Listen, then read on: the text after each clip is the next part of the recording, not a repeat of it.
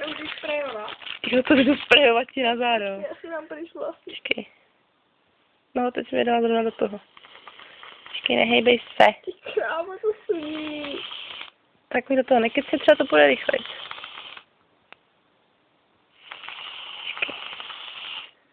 Jsem to udělal nějaký větší. Nevadí. Na co? No. Teď pak půjdeme umýt záda, počkej. Ty vole, to se blbě bere. Chutná. Ještě aby ne, že to šlehačka, ty vole. A máš to úplně bílý záda od toho. Zvláštní.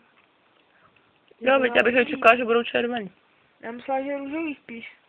Nebo oranžová. Ty vole, fakt jako tady už to. Dobrý, no. Ty vole. Tak aspoň to je šlehačka, jo. Si představ, že to bylo něco jiného. Ty ve scénář byl úplně přilepená k posteli ve šlehačkou. Tak to bych asi jakoby tebou nepřežila.